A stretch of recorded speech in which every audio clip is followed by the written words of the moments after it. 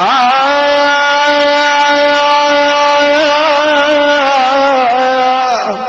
ما أعرف قصيت هذا الخبر ولا لا. الأسد الذي في الغابة في الضيعة، قصيت هنا ولا ما قصيت؟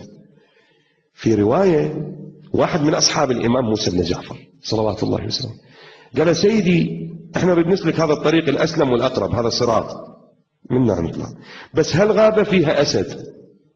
قال الإمام: لحوم أولاد فاطمة محرمة على السباع. قال: سيدي أنتم أولاد فاطمة، أنا شنو؟ قال: نعم، ما خاب من تمسك وأمن من لجأ. قال: معه. دخلوا في الغابة، اجى الأسد فعلا راكض، الإمام على جواله. الأسد وضع يده محل موضع القدم في الفرس، هاي الحلقة الحديد اللي يجعل فيها الفارس قدمه، الأسد وضع يده. الإمام وضع قدمه فوق يد الأسد، الأسد طأطأ وقبل قدم الإمام. خوف واحد بذهنه شوية ما يقبلها عقلي وما أعرف، هواية خزعبلات عند الوادم، حسباله عقله اللي أوجد الوجود، ما يدري عقله ما أشتري بيه باكتين كرافس. خوف واحد ما يقبلها عقله، بعيد ولا قريب، قل له: عمي هاي الرواية موجودة بمنتهى الآمال للشيخ عباس القمي في الجزء الثاني في باب معاجز الإمام كاظم، ترى هاي أبسطهن، إذا أقول غيرهن خوف. صلوا على محمد.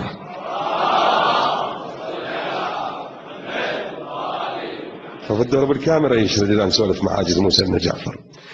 موالينا الأعزاء، أن الإمام موسى بن جعفر يقول: دخل إلى الغابة إلى الضيعة، وجاء الأسد وضع قدمه محل موضع قدم الإمام، الإمام وضع قدمه فوقه، قبل قدم الإمام، بكى الأسد، همهم الأسد، الإمام همهم بلغته. انصرف الأسد ينحني 3 مرات كأنه يقول: اللهم لا تجعله آخر العهد مني. شايف انت شلون تطلع من الزيارة؟ ظهرك ما تعطي الإمام، كل أدبك تقول له: سيدي لا تحرم من زيارتك، لا تجعلها آخر العهد مني. اليوم زرتك موسى بن جعفر، خوف تنقطع الأسباب سيدي، خوف حدود تبنعني عنك، خوف ما أقدر أوصل. الأسد انحنى. يقول صاحب الإمام: سألته قلت: سيدي ما الذي قلت وما الذي قال لك؟ قال لي: عندي لبوة، زوجة الأسد لبوة، عندي لبوة وقد بلغها المخاض واشتد عليها العسر وتكاد أن تموت منذ 3 أيام، وضاقت بي الأبواب يا باب الحوائج. جيتك أنت موسى بن جعفر، ضاقت بي الأبواب يا باب الحوائج.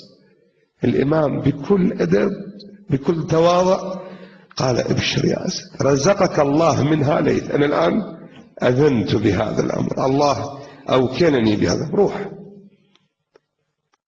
عاهد الإمام أن لا يأكل من محبين موسى بن جعفر.